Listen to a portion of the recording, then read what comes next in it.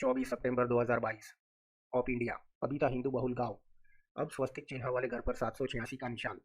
भारत के उस पार भी डेमोग्राफी चेंज। नेपाल में घुसते ही मस्जिद, मदरसा और इस्लाम। Of India ground report.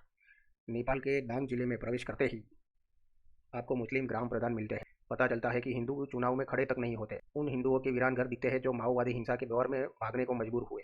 हाल में कई रिपोर्ट आई है जो बताती है कि लगी नेपाल से लगी भारत की सीमा पर तेजी से डेमोग्राफी में बदलाव हो रहा है। मस्जिद, मदरसों की संख्या लगातार बढ़ रही है। जमीनी हालात का जायजा लेने के लिए 20 से 27 अगस्त 2022 तक ऑफ इंडिया की टीम ने भारत से लगे नेपाल के इलाकों का दौरा किया। हमने जो कुछ देखा वह सिलसिलेवार तरीके से आपको बता रहे हैं। इस कड़ी की पहली रिपोर्ट। डांग नेपाल का एक जिला है, लुम्बिनी प्रदेश का हिस्सा है। उत्तर प्रदेश के बलरामपुर जिले की जरवा सीमा से हमने डांग में प्रवेश किया। गाड़ियों को सीमा पार करने की इजाज़त नहीं थी। करीब 1.5 किलोमीटर पैदल चल हम डांग की सीमा में पहुंचे। इस दौरान हमें सशस्त्र सीमा बल और नेपाल पुलिस की सुरक्षा जांच से होकर गुजरना पड़ा। यहाँ यह बॉर्डर घने जंगलों से होकर जाता है। हमारा पहला पड़ाव डांग जिले का कोइलाबास गांव था। नेपाल के पहले ही गांव का मुस्लिम प्रधान कोइलाबास के ग्राम प्रधान अब्दुल खालिक है। स्थानीय लोगों ने हमें बताया कि चुनाव में कोई हिंदू प्रत्याशी खड़ा तक नहीं हुआ था। खालिक के अनुसार गांव में लगभग 1100 वोटर है। वे कहते हैं पिछली बार सद्दाम चुनाव जीते थे, वे माओवादी पार्टी से थे। यहाँ हिंदुओं के बराबर मुस्लिमों की आबादी है। खालिक के मुताबिक नेपाल सरकार उनके गांव में मौजूद मदरसे को अनुदान देती है। वे कहते हैं सामान्य कोर्स के अलावा मजहबी तालीम भी जरूरी है आखिरियत को बनाने के लिए। उन्होंने बताया कि गांव के मदरसों में टीचरों की नियुक्ति स्थानीय लोग करते हैं, उनका खर्च सरकार उठाती है। मदरसों में भारतीय मौलवी। ग्राम प्रधान अब्दुल खालिक ने हमें बताया कि उनके गांव के इस्लामिया मदरसे में बच्चों को पढ़ाने के लिए भारत के 2 मौलवी हैं। वे कहते हैं यहाँ से मजहबी तालीम हासिल कर कई मौलवी भारत में गए हैं। नेपाल में भी मौलवी है, लेकिन हमें भारतीय मौलवी सस्ते में मिल जाते हैं। उन्हें भी भारत से बेहतर सैलरी यहाँ मिलती है। डांग जिले के ही गढ़वा और लम्ही इलाके में तमाम मौलवी है। इन जगहों पर मदरसों और मस्जिदें भी है।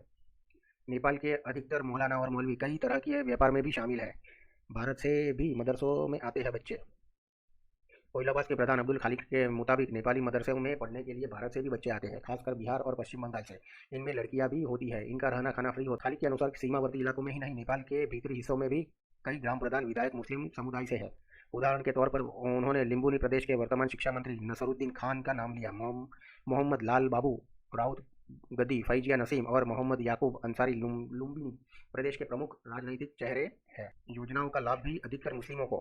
डांग जिले में सरकारी योजनाओं का लाभ पाने वालों का एक बोर्ड सरकार ने लगवाया है। उस बोर्ड के मुताबिक सरकार द्वारा चलाई गई जलवायु उत्थानशील योजना में गढ़वा क्षेत्र में कुल 839 लोगों को लाभान्वित किया गया है। इन 839 कुल लोगों में से लाभ पाने वाले मुस्लिमों की संख्या 602 है। इनके अलावा जनजाति वर्ग के 39 व अन्य की संख्या महज 198 है। 100 साल पुरानी जामिया मस्जिद। डांग की सीमा शुरू होने के करीब 1 किलोमीटर बाद हमें एक बड़ी सी मस्जिद सड़क से सटी हुई दिखी। यह मस्जिद डांग के सबसे चर्चित पर्यटन स्थल जुलंगी पीठ के ठीक बगल में है। स्थानीय निवासी अब्दुल अहमद ने हमें बताया कि यह मस्जिद 100 साल से भी पुरानी है। अहद ने यह भी बताया कि कोइलाबास में कुछ और मस्जिद और मदरसा हाल ही में बने हैं। मस्जिद के बाहर अरबी में कुछ शब्द लिखे हैं। अब्दुल अहद ने इसे मस्जिद में घुसने से पहले पढ़ी जाने वाली दुआ बताई। अब्दुल अहद ने के साथ उनके रिश्तेदार तौसीफ भी थे। इसी मस्जिद से कुछ आगे जाने के बाद हमें रात और अंधेरे में एक और इबादत गाह दिखी। वहाँ एक बल्ब जल रही थी। इबादत गाह मुख्य मार्ग से थोड़ी दूर स्थित थी। आसपास मुस्लिम बहुल बस्ती भी थी, जिनमें बकरियां और मुर्गियां घूमती दिखाई दे रही थी। अधिकतर दुकानदार मुस्लिम। कोइलाबास में अधिकतर दुकानें मुस्लिमों की है। जुलंगी पुल के ठीक बगल नियामत अली की चाय और कोल्ड ड्रिंक की दुकान है। अब्दुल अहद कपड़े का काम करते हैं। मुख्य हाईवे पर अब्दुल वकील की चिप्स और पान मसाले की दुकान दिखी। दुकान चला रही अब्दुल वकील की बीवी ने बताया कि कोइलाबास की 2 मस्जिदों में एक अहले हदीस वाले की है और दूसरी सुन्नी मत वालों की है। कुछ आगे चलने पर मोहम्मद कमाल और मोहम्मद सदाम मिले। दोनों ने बताया कि वे मोबाइल का काम करते हैं। उनके अनुसार नेपाली टेलीकॉम कंपनी नमस्ते का सिम सबसे अधिक बिकता है। वीराने पड़े शुभ लाभ लिखे घर।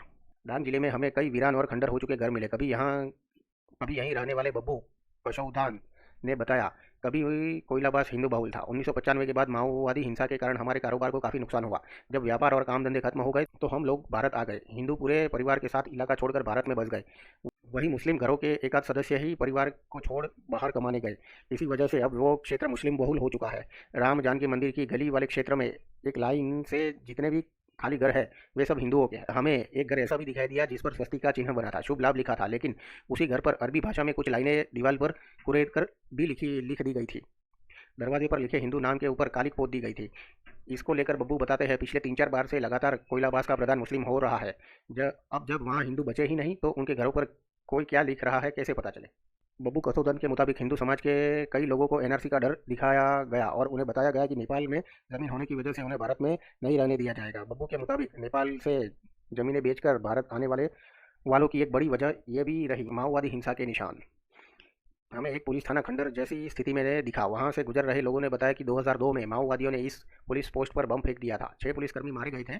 तब से ये पोस्ट वीरान पड़ा है। हालांकि खंडर हो चुके पोस्ट पर नेपाल पुलिस की खुखरी का निशान अभी भी बना हुआ है। फोटो मत खींचो, हमारे इस्लाम में मना है। यात्रा के दौरान सड़क पर 2 युवक बैठे थे। वे हमसे कैमरा बंद करने को कहने लगे। उनमें से एक आसिफ सिद्दीकी ने कहा, हम इस्लामिक स्टेट से हैं, हमारे यहाँ फ़ोटो और वीडियो हराम है। आज तक मैंने एक भी फ़ोटो या वीडियो नहीं खिंचवाई है। मैंने क्लास 8 तक मदरसे में पढ़ाई की है। नेपाल में सरकारी नौकरी मिलनी नहीं है, इसलिए मैं विदेश जाने को की तैयारी में हूँ। कवरेज से हमें रोकने की कोशिश केवल कुछ स्थानीय मुस्लिमों ने ही नहीं की, नेपाल की पुलिस ने भी वीडियोग्राफी और फोटोग्राफी से मना किया। गौतम सर कहकर संबोधित किए जा रहे एक पुलिस अधिकारी ने हमसे किसी भी प्रकार की कवरेज न करने को कहा। धन्यवाद।